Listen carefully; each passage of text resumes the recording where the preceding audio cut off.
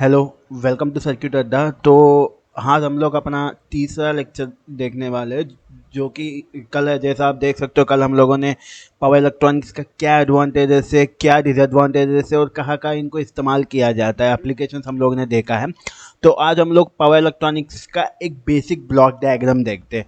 वैसे पावर, जैसा आपको मैं बताया था, पावर इलेक्ट्रॉनिक्स को हम लोग टेरिस्टराइज्ड पावर कंट्रोल भी बोलते हैं, है ना। तो जैसा पावर कंट्रोल में यूज़ करते हैं, ठीक है। पावर इलेक्ट्रॉनिक्स को मेजरली यूज़ क्यों करते हैं, क्यों इलेक्ट्रॉनिक्स को पावर वोल्टेज पावर लेवल में यूज़ करने का ज़रूरत पड़ा, क्योंकि हमको बहुत सारे एप्लीकेशंस ऐसा है जहाँ पे हमको पावर कंट्रोल करना पड़ता है। पावर के अलग अलग पैरामीटर्स, ऐसा बहुत सारे एप्लीकेशंस है जहाँ पे हमको वोल्टेज कंट्रोल करना पड़ता है या फ्रीक्वेंसी कंट्रोल करना पड़ता है, ठीक है। अगर एसी है तो वोल्टेज और फ्रीक्वेंसी, अगर डीसी है तो वोल्टेज। तो हमको अलग अलग एप्लीकेशंस है, बहुत सारे एप्लीकेशंस में हमको कहीं पे वेरिएबल वोल्टेज चाहिए, कहीं पे वेरिएबल फ्रीक्वेंसी चाहिए। तो कुल मिला के हमको ओवरऑल पावर को कंट्रोल करना है। पावर को हम अपने हिसाब से ज़्यादा करना है तो वोल्टेज बढ़ा सके, कम कर सके। ऐसा हमको कुछ कुछ एप्लीकेशंस में हमको पावर को, मतलब पावर के जो पैरामीटर्स है, वोल्टेज है, फ्रीक्वेंसी है, इनको वेरी करने का ज़रूरत पड़ता है। तो इनको वेरी करने के लिए ही पावर इलेक्ट्रॉनिक डिवाइसेस का मेजरली इस्तेमाल होता है, ठीक है। अभी आपको मैं एक एग्जाम तो ठीक है, तो मैं आपको एग्जाम्पल के साथ समझाऊंगा। लेकिन मेजरली पावर इलेक्ट्रॉनिक डिवाइसेस कहाँ पे इस्तेमाल होता है, जहाँ जहाँ हमको पावर वेरी करना है, जैसा वोल्टेज फ्रीक्वेंसी जो भी अगर हमको वेरी करना है तो वहाँ पे हम पावर इलेक्ट्रॉनिक्स का मेजरली इस्तेमाल करेंगे, ठीक है। तो अब हम एक बेसिक ब्लॉक डायग्राम देखते हैं। तो ब्लॉक डायग्राम से समझेंगे पावर इलेक्ट्रॉनिक्स कैसे पावर को कंट्रोल करने में इस्तेमाल हो रहा है, ठीक है। तो जैसा आप देख सकते हैं, अभी आपको स्क्रीन पे एक आ, अभी आपको एक सर्किट मैंने लाया हूँ, ठीक है। ये आपका एक बेसिक ब्लॉक डायग्राम है, ठीक है। ये आपका एक ब्लॉक डायग्राम है।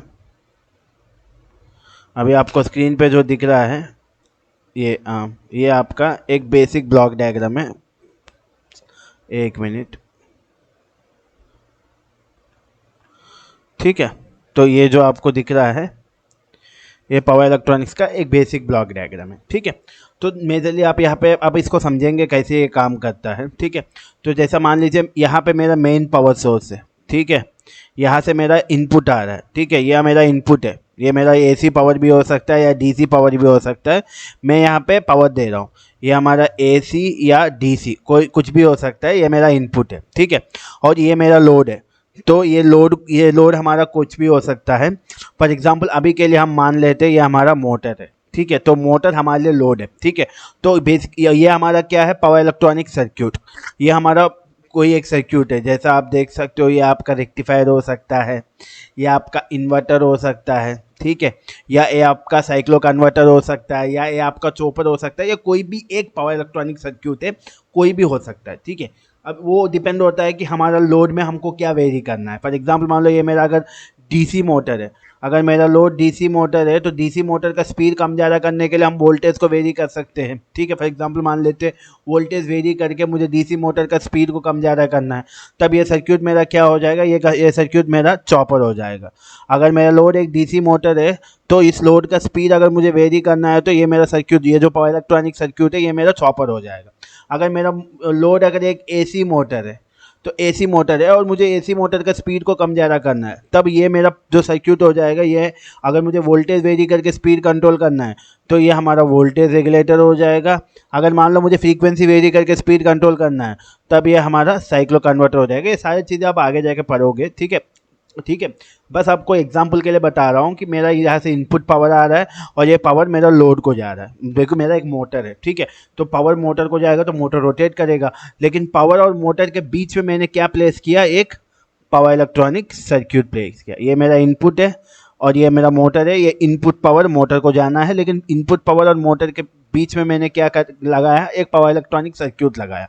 और ये सर्क्यूट हमारा मोटर का स्पीड को वेरी कर रहा है, लेकिन ये पूरा ऑटोमेटिक होना है। तो ऑटोमेटिक होने के लिए मैंने एक कंट्रोल सर्किट मैंने एक कंट्रोल पूरा एक ब्लॉक डायग्राम बनाया। तो अभी ये अब एग्जाम्पल के साथ देखते हैं ये कैसे काम करेगा, ठीक है। तो देखते हैं फॉर एग्जांपल, ठीक है। अभी मेरा लोड, फॉर एग्जांपल मैं मान ले रहा हूँ मेरा लोड एक एसी मोटर है, ठीक है। अगर डीसी मोटर है तो यहाँ से डीसी पावर आ रहा है, अभी एसी मोटर है तो यहाँ पे मेरा एसी पावर आ रहा है, ठीक है। मतलब इसका अपना वोल्टेज है, अपना फ्रीक्वेंसी, अपना जो करंट, अगर इसको मोटर के हिसाब से वो करंट आ रहा है, ठीक है। तो अब मुझे क्या करना है, ये मेरा पूरा एक सर्किट मैंने एक कंट्रोलर बना दिया।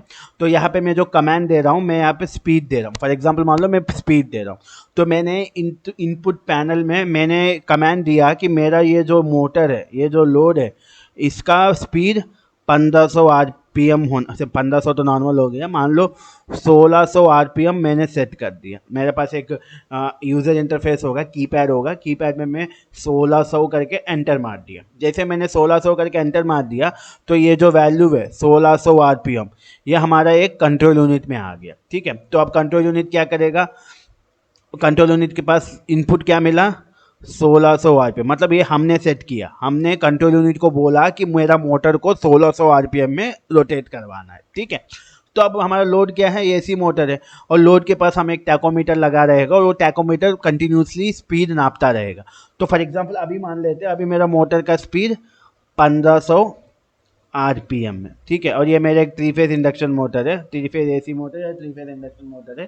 तो अभी मेरा मोटर का स्पीड कितना होगा, 1500 आरपीएम में, ठीक है। तो ये एरो मार्क गलत है, ये एरो मार्क रिवर्स आएगा ऐसा, ठीक है। तो मोटर के पास एक सेंसर है, टैकोमीटर है, जो कि स्पीड नापता है मोटर का। तो टैकोमीटर क्या कर रहा है, स्पीड नापा, और अभी स्पीड कितना है मोटर का, 1500 आरपीएम। तो ये टैकोमीटर क्या किया, एक फीडबैक सिग्नल दिया, किसको दिया, कंट्रोल यूनिट को। तो कंट्रोल यूनिट को अब वहाँ से मोटर के पास जो सेंसर लगा है टैकोमीटर, वो मेज़र करके बताया कि मोटर के पास स्पीड 1500 आरपीएम है। लेकिन मैंने इनपुट जो यूज़र है उसने इनपुट कितना दिया, 1600 आरपीएम दिया। मोटर के पास स्पीड 1500 आरपीएम है, लेकिन यूज़र को 1600 आरपीएम चाहिए। तो ये कंट्रोल यूनिट क्या करेगा, ये यूज़र को कितना चाहिए और अभी एक्चुअली कितना है, ये दोनों मेज़र करेगा। डिफरेंस कितना है, 100 आरपीएम का डिफरेंस है, ठीक है। तो ये कमांड किसको देगा, डिजिटल सर्क्यूट को देगा। ये डिजिटल सर्क्यूट एक गेट ट्रिगरिंग सर्क्यूट जैसा है, ठीक है। ये गेट ट्रिगरिंग सर्क्यूट है। ये डिजिटल सर्क्यूट क्या करेगा, यहाँ से एक कमांड मिला, कितना मिला, 1500 RPM.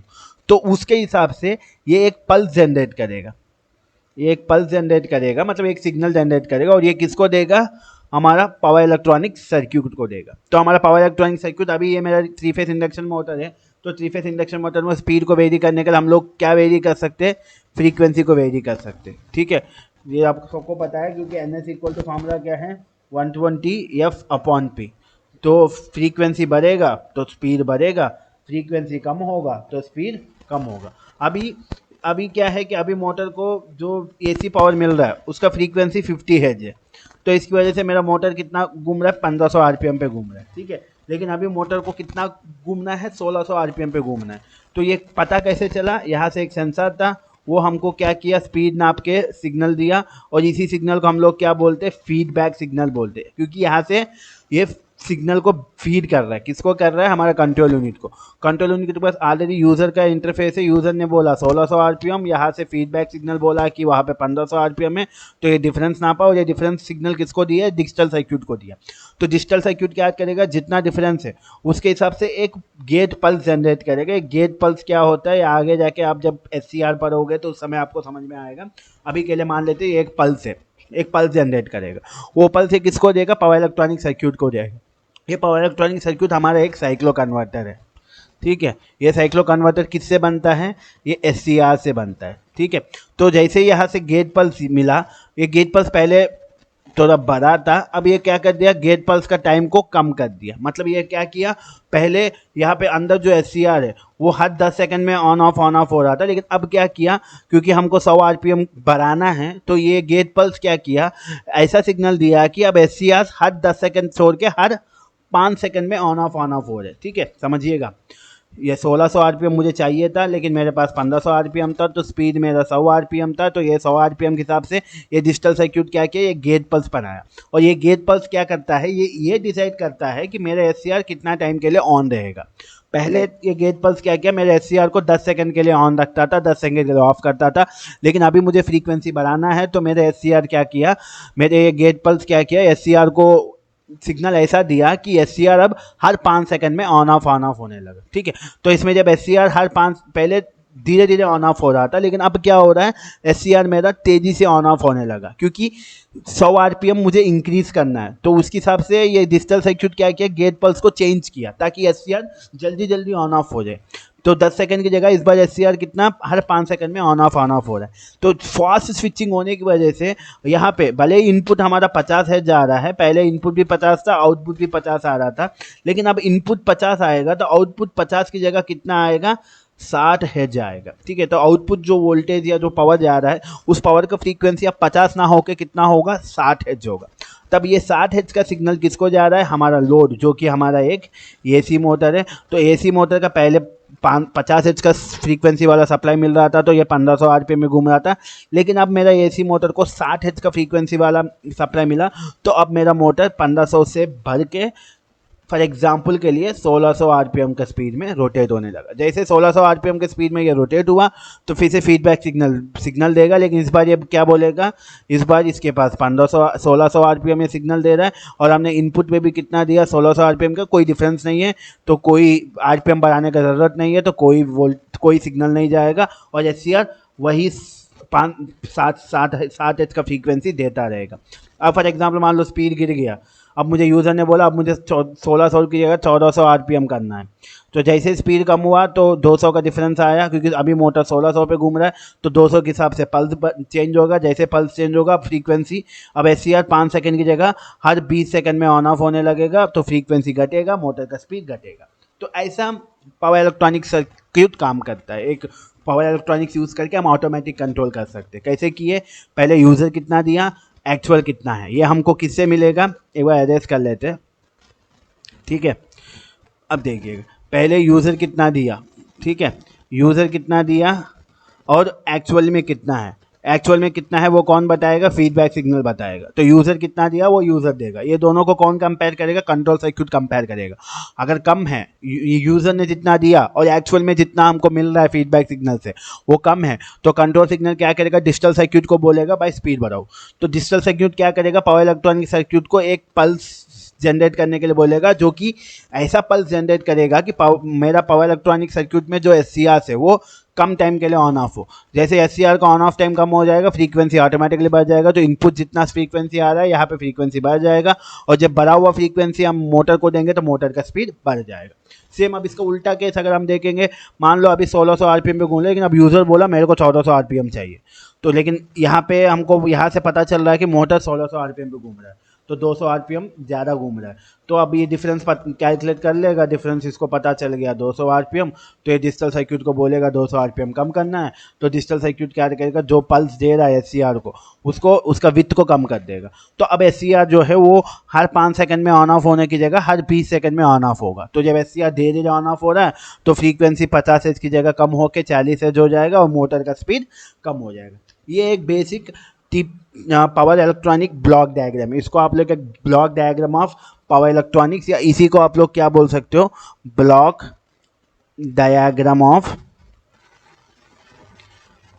थायरिस्टराइज power control. Block diagram of thyristorised power control मतलब हम लोग एक थायरिस्टर एससीआर का इस्तेमाल करके पावर को कैसे कंट्रोल करेंगे, उसका एक ये बेसिक ब्लॉक डायग्राम है। ठीक है, तो ये इसलिए मैं बताया ताकि आपको पता चले कि हम एससीआर यूज़ करके पावर को कैसे कैसे कंट्रोल करते हैं। ठीक है, उसके बाद अब हम लोग हमारा पहला डिवाइस में जाएंगे, जो कि नॉर्मली होता है आपका पावर डायोड। क्योंकि हम पावर इलेक्ट्रॉनिक्स का बात कर रहे हैं तो हमारा सबसे पहला डिवाइस होता है पावर डायोड। ठीक है, पावर डायोड होता है सबसे पहला डिवाइस। क्योंकि हम पावर इलेक्ट्रॉनिक्स की बात कर रहे हैं तो हमारा सबसे पहला डिवाइस जो होता है वो हमारा पावर डायोड होता है। लेकिन मैं पावर डायोड पढ़ाने से पहले मैं आपको पीएन जंक्शन डायोड समझाऊंगा। ठीक है, पीएन जंक्शन डायोड मैं इसलिए समझा रहा हूँ क्योंकि बहुत लोग इलेक्ट्रॉनिक्स में पढ़ लिए होंगे पीएन जंक्शन डायोड कैसे काम करता है, लेकिन हमको एक रिकैप की ज़रूरत होता है कभी कभी, क्योंकि हम जब भी एक एडवांस टॉपिक में जाएंगे, क्योंकि पावर इलेक्ट्रॉनिक्स का एक एडवांस टॉपिक है, तो जब भी हम एक एडवांस टॉपिक में जाते हैं तो हम पुराना टॉपिक्स थोड़ा ब्रशअप करने की ज़रूरत पड़ता है, थोड़ा पुराने टॉपिक्स को रिकैप करने की ज़रूरत पड़ता है। तो इसलिए मैं आपको सबसे पहले पीएन जंक्शन डायोड समझाऊंगा। ठीक है, तो पावर डायोड नहीं समझेंगे हम क्या समझेंगे, पीएन जंक्शन डायोड। तो पीएन जंक्शन डायोड को हम लोग अगर पावर इलेक्ट्रॉनिक्स में बोलेंगे तो हम इसको सिग्नल डायोड भी बोलते हैं, क्योंकि ये हमारा लो वोल्टेज में काम करता है। और जैसा मैं आपको लास्ट पिछले वाले क्लास में बताया था कि इलेक्ट्रॉनिक सिग्नल लेवल पे काम करता है, जो कि 12 वोल्ट, 5 वोल्ट, 3.3 वोल्ट, जो कि हमारा सिग्नल लेवल का वोल्टेज होता है। ठीक है, तो अब देखते हैं PN junction diode. PN junction diode नाम में ही है एक पी लेयर, जैसा आप पहले क्लास में देखे थे कि सेमीकंडक्टर डिवाइसेस दो तरह के बन सकते हैं, एक पी लेयर और एन लेयर। प्योर सेमीकंडक्टर इस्तेमाल नहीं होता, वो आपको पहले बता दिया था। तो हम पी लेयर लेंगे, ठीक है, ये हमारा एक पी लेयर है, ठीक है, और हम लोग एक एन लेयर लेंगे, ठीक है, ये हमारा एक एन लेयर, ठीक है। जैसा आपको मैं बताया था P layer, P for positive, और पी लेयर में सबसे ज़्यादा मेजॉरिटी में क्या रहता है, पी लेयर में मेजॉरिटी कैरियर्स हमारे होल्स होते हैं। तो पी लेयर में सबसे ज़्यादा होल्स होते हैं, मेजॉरिटी कैरियर्स। ऐसा नहीं कि इलेक्ट्रॉन्स नहीं होते, कुछ फ्री इलेक्ट्रॉन्स भी रहते हैं। क्योंकि फ्री इलेक्ट्रॉन्स क्यों होते हैं, क्योंकि वो थर्मली क्रिएटेड होते हैं, क्योंकि आसपास के रूम के टेम्परेचर की वजह से फ्री इलेक्ट्रॉन्स बनते हैं। लेकिन पी लेयर में मेजॉरिटी होल्स होते हैं और बहुत कम कम कम क्वांटिटी में इलेक्ट्रॉन्स होते हैं, ठीक है। उसके बाद अब एन लेयर में आएंगे। एन लेयर में बहुत ज़्यादा क्वांटिटी में इलेक्ट्रॉन्स होते हैं, क्योंकि एन लेयर पेंटावैलेंट इम्प्यूरिटी से बनता है, और पेंटावैलेंट इम्प्यूरिटी में चार इलेक्ट्रॉन्स जब बॉन्ड हो जाते हैं तो एक एक्स्ट्रा इलेक्ट्रॉन बच जाता है, और हल्का फुल्का थोड़ी होल्स भी होते हैं, ठीक है। और हम लोग क्या करते हैं, जब हमको पी एन जंक्शन डायोड बनाना है तो हम एक पी लेयर और एन लेयर को लैब में जोड़ेंगे, लिक्विड फॉर्म में होंगे, जैसे भी होंगे लैब में ज्वाइन करेंगे। इतना मत सोचो कि कैसे जुड़ेगा, वो लैब में फैब्रिकेशन करते समय पी लेयर एन लेयर को मिक्स करते हैं। जब हम पी लेयर एन लेयर को मिक्स करते हैं तो इनिशियली जब हम उनको मिक्स करते हैं तो क्या होता है, ठीक है, क्योंकि इनिशियली क्या होता है, ठीक है, देखिए जब हम मिक्स करके रूम टेम्परेचर पे लाएंगे तो रूम टेम्परेचर में थोड़ा बहुत हीट रहता है, तो हीट भी एक फॉर्म ऑफ एनर्जी होता है। तो इस एनर्जी की वजह से क्या होता है, ये दोनों लेयर्स के बीच में ये जो हल्का सा जॉइंट है, अभी इसको जॉइंट बोलता हूँ, अभी मैं इसको कोई जंक्शन नहीं बोलूँगा, क्योंकि अभी जंक्शन बना नहीं है। मैं एक पी लेयर लिया, ठीक है, मैं एक एन लेयर लिया, दोनों को बगल बगल में ला के रखा, दोनों को जोड़ के रूम टेम्परेचर पे ले आया। जैसे मैं रूम टेम्परेचर पे ले आया तो ये जो जॉइंट बना, इस जॉइंट के पास क्या होगा, रूम टेम्परेचर में थोड़ा बहुत एनर्जी है, तो इधर से होल्स उधर जाने का कोई कोशिश करेंगे, उधर से इलेक्ट्रॉन्स इधर आने का कोशिश करेंगे। तो इधर से होल्स उधर जाएंगे, उधर से इलेक्ट्रॉन्स इधर आएंगे, ठीक है, दोनों एक होल्स उधर जाने का, इलेक्ट्रॉन्स के बीच में सिर्फ जॉइंट है, कोई जंक्शन नहीं, अभी जंक्शन नहीं बना है, ठीक है। तो अब क्या होगा, ये होल और ये इलेक्ट्रॉन, ये दोनों आप एक दूसरे के आसपास आएंगे और यहाँ पे कॉम्बिनेशन हो जाएगा। ये होल ये इलेक्ट्रॉन कॉम्बिनेशन हो जाएगा, ये होल ये इलेक्ट्रॉन कॉम्बिनेशन हो जाएगा। उसके बाद ये होल ऐसा, इधर का इलेक्ट्रॉन्स इधर आएंगे, इधर का होल्स इधर जाएंगे, तो एक कॉम्बिनेशन रिकॉम्बिनेशन होगा, क्योंकि होल्स का पॉजिटिव चार्ज है, इलेक्ट्रॉन्स का नेगेटिव चार्ज है। ऐसा रिकॉम्बिनेशन होगा, जब एक पॉजिटिव एक नेगेटिव चार्ज कंबाइन होगा तो न्यूट्रल चार्ज बनता है। तो ऐसा रिकॉम्बिनेशन होते होते थोड़ी टाइम बाद यहाँ पे एक टेम्पररी बॉर्डर, एक टेम्पररी जंक्शन बन जाता है। ये जंक्शन ऐसा बनता है कि ये आगे, क्योंकि ऐसा नहीं कि सारे होल्स जाके सारे इलेक्ट्रॉन से कंबाइंड हो जाएगा तब कुछ बचेगा, थोड़ी नहीं होता। क्या है, यहाँ पे जॉइंट के पास इधर जो होल्स है और जॉइंट के इधर साइड जो इलेक्ट्रॉन्स है, ये दोनों एक दूसरे से कंबाइन होंगे। जब ये दोनों कंबाइन होंगे यहाँ पे बीच में, जब ये दोनों एक दूसरे से कंबाइंड होंगे तो बीच में यहाँ पे क्या बनेगा, कॉम्बिनेशन देखते, देखिए बहुत लोग ये सोचेंगे ऐसा कंबाइन हो तो कंबाइन होने दीजिएगा। देखिए क्या होता है, जब ये दोनों कंबाइंड होंगे, जब मान लो यहाँ पे पहला ये हमारा बीच में जंक्शन था, है ना, जंक्शन को हम कलर चेंज करते हैं, बीच में हमारा जंक्शन था, ठीक है, और जब यहाँ पे होल था तो इधर से इलेक्ट्रॉन आके इधर होल से मिला, जब एक पॉजिटिव चार्ज में एक नेगेटिव चार्ज जाके मिल गया तो यहाँ पे क्या बनेगा, जैसा आप केमिस्ट्री में देखे होंगे, मान लो ये आपका एक इलेक्ट्रॉन है, ठीक है, जब इलेक्ट्रॉन अपना प्लेस छोड़ के दूसरा प्लेस जाएगा तो यहाँ पे एक पॉजिटिव आयन बनेगा। पॉजिटिव आयन इसलिए बनेगा ताकि एक नेगेटिव चार्ज यहाँ पे अट्रैक्ट हो सके। सेम वैसे ही एक पॉजिटिव चार्ज एक जगह से दूसरी जगह मूव करेगा तो यहाँ पे एक नेगेटिव आयन बनेगा। सेम वैसे ही यहाँ पे देखिए, यहाँ पे हमारा क्या है, यहाँ पे होल्स था पहले, यहाँ पे बहुत सारे होल्स थे, और यहाँ इधर साइड जंक्शन के जॉइंट के इधर साइड बहुत सारे इलेक्ट्रॉन्स थे। लेकिन जैसे आप पी लेयर एन लेयर को जोड़े तो यहाँ पे जॉइंट के इधर साइड होल्स और जॉइंट के इधर साइड इलेक्ट्रॉन्स एक दूसरे से कंबाइंड हो गए, ठीक है। जब कंबाइंड हो गए तो इधर साइड होल्स की जगह होल्स में इलेक्ट्रॉन्स आके रिकम्बाइन किए तो वहाँ पे होल गायब हो गया, मतलब वहाँ पे एक पॉजिटिव चार्ज गायब हो गया। जब वहाँ पे एक पॉजिटिव चार्ज गायब हो गया तो वहाँ पे क्या बनेगा, यहाँ पे एक नेगेटिव आयन बनेगा, नेगेटिव आयन बनेगा, चार्ज नहीं आयन, एक नेगेटिव आयन बनेगा। तभी तो ये नेगेटिव आयन एक पॉजिटिव चार्ज को खींच के इधर ला पाएगा। जब भी केमिस्ट्री में देखिए कहीं भी एक पॉजिटिव चार्ज वहाँ से हटा तो वहाँ पे एक नेगेटिव आयन बनेगा ताकि दूसरा पॉजिटिव चार्ज को अट्रैक्ट कर सके। सेम वैसे ही कहीं पे एक नेगेटिव चार्ज डिस्प्लेस हुआ तो वहाँ पे एक पॉजिटिव आयन बनेगा ताकि वो नेगेटिव चार्ज को अट्रैक्ट कर सके। सेम वैसे इधर से होल्स थे जो कि पॉजिटिव चार्ज थे, तो वो जैसे ही उधर रिकम्बाइन हो गए, गायब हो गए वहाँ से, तो वहाँ पे नेगेटिव आयन बनेगा। सेम वैसे इधर क्या थे, इधर आपके इलेक्ट्रॉन्स थे, ठीक है। जैसे इलेक्ट्रॉन्स गायब हो गए, इलेक्ट्रॉन्स नेगेटिव चार्ज है, जैसे नेगेटिव चार्ज गायब हुआ वहाँ पे क्या बनेगा, वहाँ पे एक पॉजिटिव आयन बनेगा, चार्ज नहीं आयन, आयन बनेगा, ठीक है।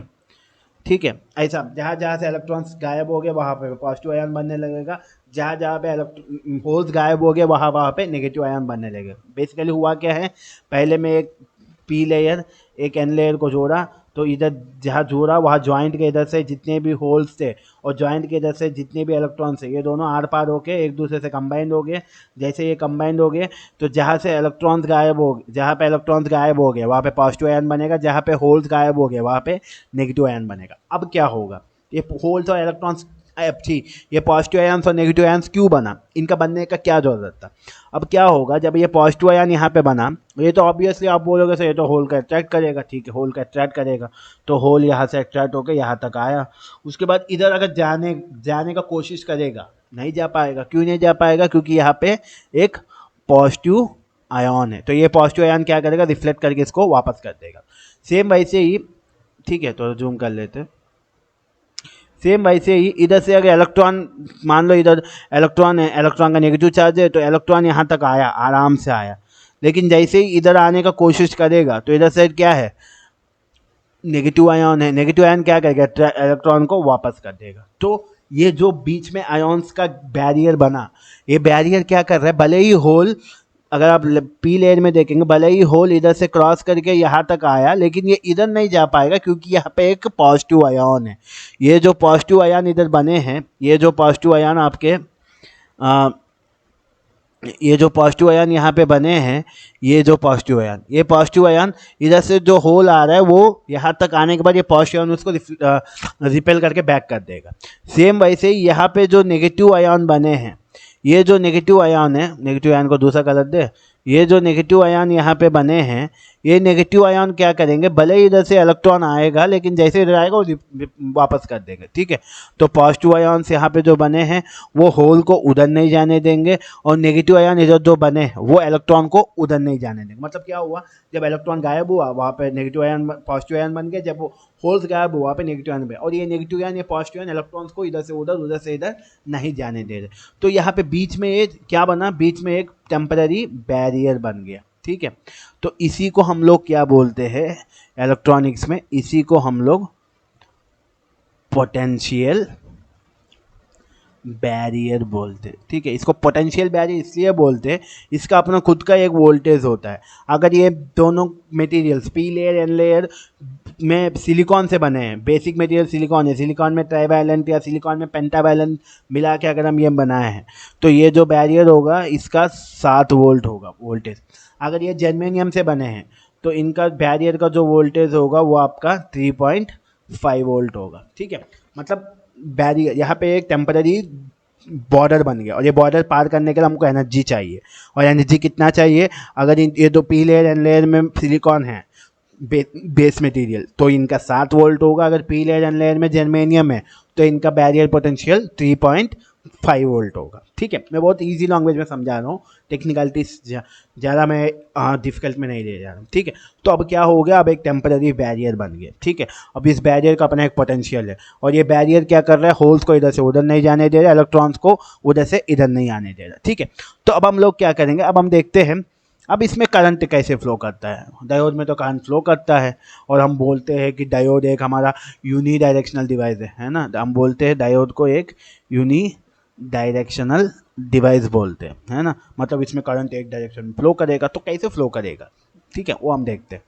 अब हम क्या करेंगे, अब देखो ये इलेक्ट्रॉन्स उधर पार नहीं हो पा रहे, होल्स इधर पार नहीं हो पा रहे, क्योंकि बीच में एक बैरियर बन गया, उसको एक वोल्टेज है। अब अगर होल को एक बैरियर तोड़ के उधर जाना है, उसके पास इतना एनर्जी होना चाहिए कि वो इसको पार कर सके।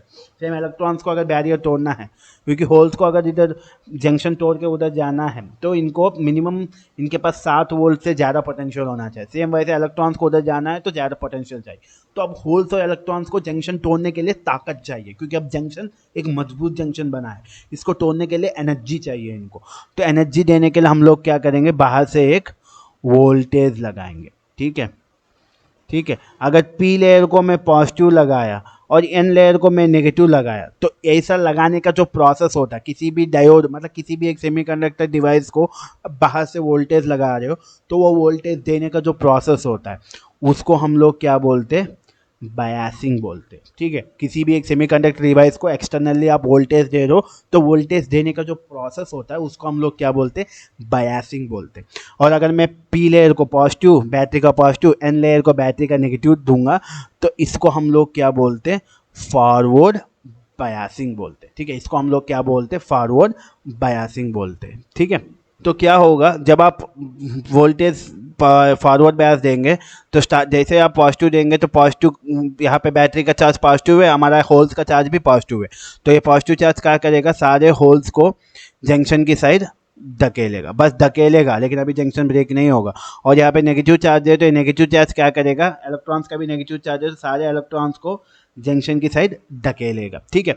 उसके बाद अभी मान लो फॉर एग्जांपल मेरा वोल्टेज 1 वोल्ट है, लेकिन आपको मैं बोला था कि हमारे जंक्शन के पास जो पोटेंशियल रहता है, वो आपका पिछले वाले में थोड़ा गलती हो गया था जब आपको समझाया था। ये हमारा अगर सिलिकॉन है तो 0.7 वोल्ट होगा, और अगर जर्मेनियम है तो 0.35 वोल्ट होगा, ठीक है।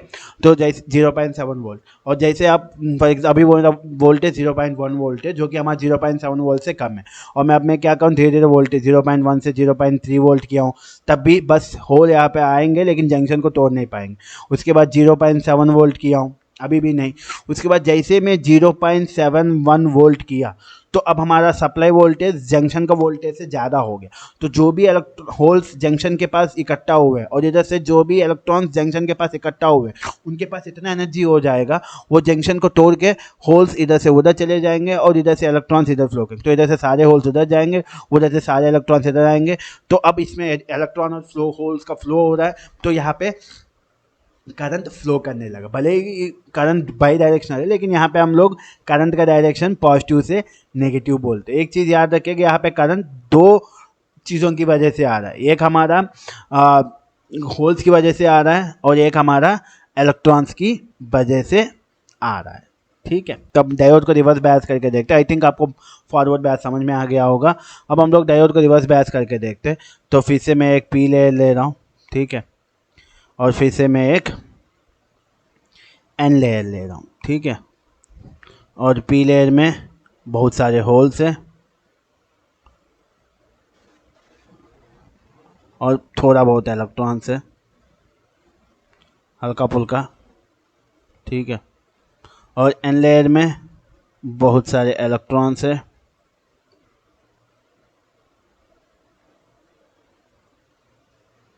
और हल्का फुल्का होल्स है, ठीक है, थोड़ा बहुत, ठीक है। और जब हम एक पी लेयर एन लेयर को जोड़ेंगे, तो यहाँ पे एक बैरियर बनेगा। तो ये बैरियर ऐसा बनेगा कि इधर इधर हमारा ये बैरियर ऐसा बनेगा कि ये उधर से होल्स को इधर नहीं जाने देगा, इधर से इलेक्ट्रॉन्स को उधर नहीं जाने देगा, क्योंकि यहाँ पे होल्स गायब हो गए तो यहाँ पे नेगेटिव चार्ज बनेगा, और यहाँ पे इलेक्ट्रॉन्स गायब हुए तो यहाँ पे पॉजिटिव चार्ज बनेगा, और ये इनको होल्स इलेक्ट्रॉन्स को रिकम्बाइन नहीं होने देगा। अब हम लोग नेगेटिव बायस देखते हैं। नेगेटिव बायस मतलब बैटरी का नेगेटिव पी लेयर को दो, अब बैटरी का पॉजिटिव एन लेयर मतलब उल्टा दो। तो उल्टा दोगे, जिसको हम लोग क्या बोलते हैं, सॉरी ये रिवर्स बायस बोलते हैं, मैं गलती से नेगेटिव बोल दिया होगा, रिवर्स बायस दिया हूँ, ठीक है। तो रिवर्स मतलब उल्टा देना, ठीक है। जब मैं बैटरी का नेगेटिव को दिया हूँ, तो बैटरी का नेगेटिव में पी लेयर को दिया हूँ, पी लेयर में सबसे ज़्यादा होल्स है, तो ये सारे होल्स क्या हो जाएंगे, इधर आके जमा हो जाएंगे। सारे होल्स इधर पार नहीं हो पाएंगे, लेकिन सारे होल्स यहाँ पे आके जमा हो जाएंगे, ठीक है। इधर साइड होल्स नहीं होंगे, सारे होल्स इधर कोने में आके यहाँ पे इकट्ठा होंगे, लेकिन पार नहीं हो पाएंगे, ठीक है, क्योंकि ये लेयर है भैया, इसमें पार नहीं हो पाएंगे, ठीक है। और यहाँ पे मैं पॉजिटिव दिया हूँ और इसमें बहुत सारे इलेक्ट्रॉन्स है, तो इधर से पॉजिटिव इलेक्ट्रॉन्स का अट्रैक्ट करेगा, तो सारे इलेक्ट्रॉन्स आके इधर साइड इकट्ठा हो जाएंगे, ठीक है। अब आप देखोगे तो जंक्शन के आसपास ज़्यादा होल्स और ज़्यादा इलेक्ट्रॉन्स नहीं रहेंगे, ठीक है। तो होल्स और इलेक्ट्रॉन्स जंक्शन को तोड़े नहीं, जंक्शन को नहीं तोड़ने की वजह से जब तक जंक्शन ब्रेक नहीं होगा तब तक करंट इधर से उधर, उधर से इधर नहीं फ्लो करेगा। जब तक करंट इधर से उधर, उधर से इधर फ्लो नहीं करेगा तब तक डायोड को कंडक्शन कर रहा है, मतलब करंट को फ्लो करवा रहा है, ऐसा हम मान नहीं सकते, ठीक है। अब होता क्या, फॉर एग्जाम्पल मान लो अगर मैं वोल्टेज बढ़ाते गया रिवर्स में, पहले 1 वोल्ट था, 5 किया, 10 किया, पर 12 किया, 25 किया, 20 किया, जैसे जैसे मैं रिवर्स बैटरी का वोल्टेज बढ़ाते जाऊँगा बहुत सारे होल्स आके यहाँ जमा हो जाएंगे, बहुत सारे इलेक्ट्रॉन्स आके इधर जमा हो जाएंगे, लेकिन पार नहीं होने देंगे, ठीक है।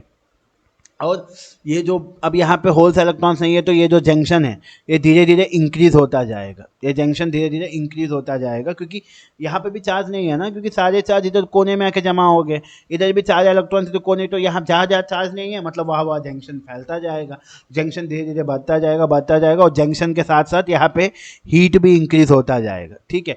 जब आप रिवर्स वोल्टेज बढ़ाते जाओगे सारे होल्स एक कोने में आके इकट्ठा होंगे, सारे इलेक्ट्रॉन्स एक कोने में आके इकट्ठा होंगे, तो बीच में इलेक्ट्रॉन्स होल्स है नहीं, तो बीच में कुछ चार्ज नहीं है, तो जंक्शन का विड्थ बढ़ता जाएगा। जैसे जैसे जंक्शन का विड्थ बढ़ता जाएगा तो जंक्शन का साइज जैसे जैसे बढ़ता जाएगा तो हीट भी बढ़ता जाएगा, और थोड़ी देर बाद इतना ज़्यादा हीट हो जाएगा ये पूरा डायोड हमारा जल जाएगा और एकदम डेड शॉर्ट सर्क्यूट हो जाएगा, ठीक है। डेड शॉर्ट सर्क्यूट होगा तो हाई करंट फ्लो करेगा, लेकिन हमारा डायोड क्या हो जाएगा, एकदम बंद हो जाएगा, क्योंकि जंक्शन धीरे धीरे बढ़ता गया और जंक्शन के पास हीट इंक्रीज होता गया और एक टाइम में इतना हीट बन जाएगा कि हमारा जंक्शन डायोड जल जाएगा और पूरा डेड शॉर्ट सर्क्यूट हो जाएगा, ठीक है। तो रिवर्स बायस में करंट नहीं फ्लो कर रहा है, रिवर्स बायस में बस इलेक्ट्रॉन्स आके एक कोने में इकट्ठा हो रहे हैं और जंक्शन का विड्थ बढ़ता जा रहा है, और थोड़ी टाइम बाद जंक्शन का विड्थ इतना बढ़ जाएगा कि हीट ज़्यादा होके डायोड डैमेज हो जाएगा।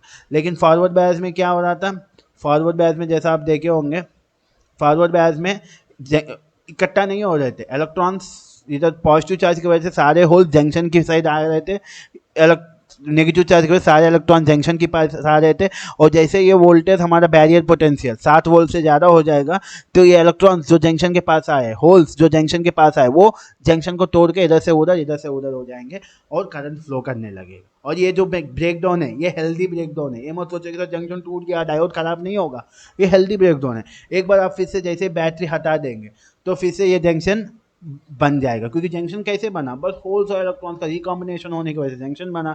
जैसे आप बैटरी का वोल्टेज हटा दोगे तो ये इलेक्ट्रॉन्स होल्स जो अंदर मूव कर रहे हैं वो स्टेबल हो जाएंगे, होल्स यहाँ पे रुक जाएंगे, इलेक्ट्रॉन्स इधर रुक जाएंगे, तो फिर से जंक्शन वापस बन जाएगा, ठीक है। तो इसका टेंशन नहीं है।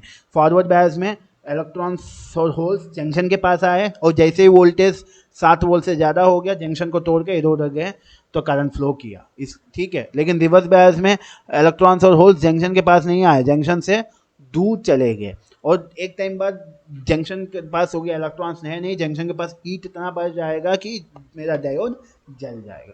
तो इसी का आप कैरेक्टरिस्टिक्स देखे होंगे, VI कैरेक्टरिस्टिक्स बोलते, जो कि हम वोल्टेज और करंट के बीच में ट्रा करते हैं। मैं वो भी आपको एक सिंपली बता देता हूँ। हम यहाँ पे वोल्टेज लेंगे, करंट लेंगे, नेगेटिव वोल्टेज और नेगेटिव करंट। और डायोड में क्या हो रहा है, जब स्टार्टिंग में आप वोल्टेज बढ़ा रहे थे कोई करंट फ्लो नहीं कर रहा था, क्योंकि भले ही इलेक्ट्रॉन्स और होल्स जंक्शन के पास आए लेकिन जंक्शन टूटा नहीं था। और जैसे ही आप यहाँ पे मैं 7 वोल्ट बोला हूँ, ठीक है, ये 7 नहीं, ये 0.7 वोल्ट है, ठीक है। इसको थोड़ा रेक्टिफाई कर लीजिएगा, मैं जल्दबाजी में 7 बोला हूँ। तो जो हमारा जंक्शन के पास पोटेंशियल होगा, अगर सिलिकॉन है तो 0.7 वोल्ट होगा, जर्मेनियम है तो 0.35 वोल्ट होगा, ठीक है। तो आपका बैटरी का वोल्टेज आप धीरे धीरे बढ़ाते जाओगे और जैसे ही आप बैटरी का वोल्टेज 0.7 वोल्ट से ज़्यादा करोगे तो तब ये जंक्शन ब्रेक हो जाएगा। सेम वैसे जैसे ही आप बैटरी का वोल्टेज जर्मेनियम में 0.35 से ज़्यादा करोगे तो आपका जंक्शन ब्रेक होने लगेगा, ठीक है। वो 7 वोल्ट बोला हूँ, उसको एडिट थोड़ा रेक्टिफाई कर लीजिएगा, वो 7 नहीं 0.7 वोल्ट, ठीक है, ठीक है। अब वी आई कैरेक्टरिस्टिक देखेंगे, जब तक आपका वोल्टेज फॉरवर्ड वोल्टेज पॉजिटिव है मतलब फॉरवर्ड बायस है, आप जैसे जैसे वोल्टेज बढ़ाओगे वोल्टेज के साथ करंट बढ़ता जाएगा, और जैसे ही वोल्टेज आपका 0.7 वोल्ट पार करेगा तो उसके बाद वोल्टेज के साथ साथ करंट इंक्रीज होने लगेगा, ठीक है। और रिवर्स बायस में क्या होगा, जैसे जैसे आप वोल्टेज बढ़ा जाओगे कोई करंट बहुत हल्का सा करंट फ्लो करेगा जो कि लीकेज करंट बोलते हैं, और जैसे ही वोल्टेज एक टाइम के बाद ये डायोड हमारा डैमेज होके ये पूरा रिवर्स हो जाएगा, एकदम हाई रिवर्स करंट फ्लो करेगा, ठीक है। तो ये आपका डायोड का वर्किंग है और टाइरिस्टर पावर कंट्रोल का ब्लॉक डायग्राम और डायोड का वर्किंग आप देखे हैं। तो अगले क्लास में हम लोग डायोड का पावर डायोड का कंस्ट्रक्शन और उसका वर्किंग देखेंगे, ठीक है। तो थैंक यू वीडियो वॉच करने के लिए।